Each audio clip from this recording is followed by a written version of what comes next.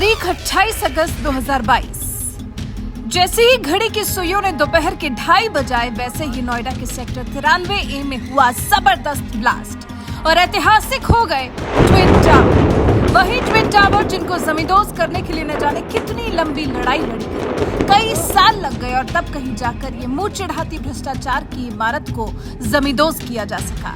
Tower को गिराने के लिए डिजाइन कुछ ऐसा तैयार किया गया था कि सिर्फ 9 सेकेंड, जी सिर्फ 9 सेकेंड हुए और जोरदार आवाज के साथ भरभराकर ये ट्विन टावर कुछ ऐसे गिरे जैसे वहां पर कभी थे ही नहीं। इस टावर में होने वाले धमाकों से पहले एक सायरन बजाया गया था, ग्रीन बटन दबाया गया और इसी के साथ इस गगनचुंबी इमारत में एक साथ कई विस्फोट हुए।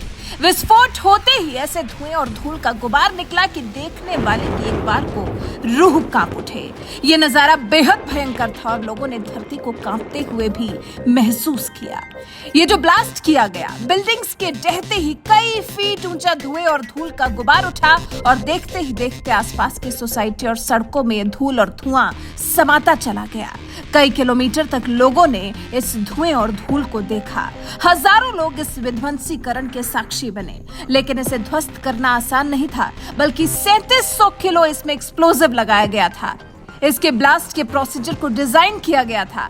दक्षिण अफ्रीकी कंपनी जेट डेमोलिशंस के प्रबंध निदेशक और सीईओ जो ब्रिंकमन ने ये ट्विन टावर जमींदोज करने का पूरा खाका तैयार किया था।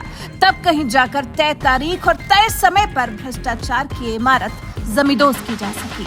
किसने दबाया ट्विन टावर को ध्वस्त करने के लिए बटन? सुपरटेक ट्विन टावर को ध्वस्त करने का जिम्मा, ब्लैक बॉक्स के ग्रीन बटन को दबाने का जिम्मा भारतीय ब्लास्टर चेतन दत्ता को सौंपा गया था। टावर को गिराने में 3700 किलो विस्फोटक का इस्तेमाल किया गया। विस्फोट के दौरान दोनों टावर्स के 100 मीटर की दूरी पर सिर्फ 6 लोग ही थे।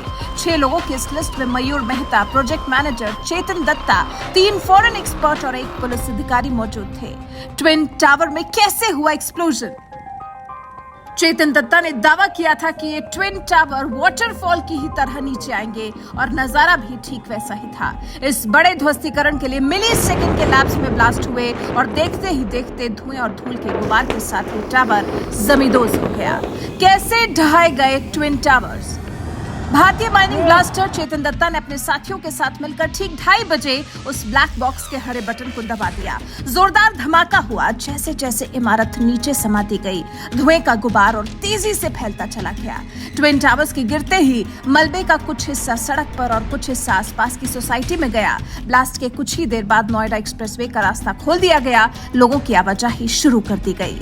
अब ये जो गगनचुंबी इमारत का मलबा गिरा है, उसका क्या होगा? कैसे साफ होगा ट्विन टावर का मलबा?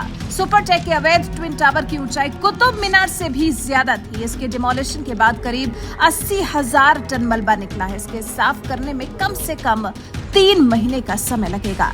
ट्विन टावर्स को क्यों गिराया गया? सुप्रीम कोर्ट के आदेश के बाद इन टावर्स को गिराया गया। साबित हुआ कि इन टावर्स के निर्माण में शर्तों का सरासर उल्लंघन किया गया था।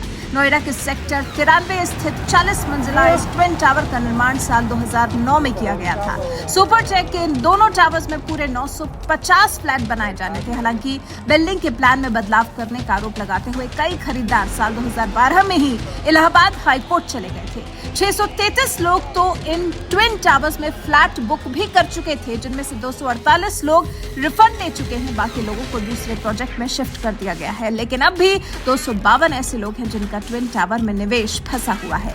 साल 2014 में नियमों की अनदेखी कर बनाए गए इन टावर्स को लेकर इलाहाबाद हाईकोर्ट ने नोएडा प्राधिकरण को जबरदस्त फटकार लगाई थी और टावर गिराने के आदेश दे दिए थे। तब सुप्रीम कोर्ट ने हाईकोर्ट के आदेश पर रोक लगा दी। खुद मामले में तहकीकात करवाने के बाद इसे गिराने का आदेश दिया।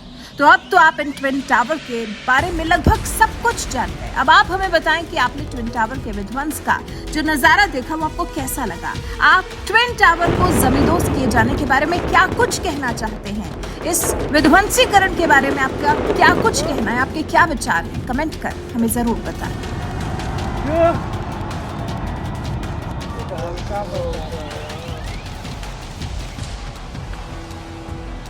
बैठा दिया।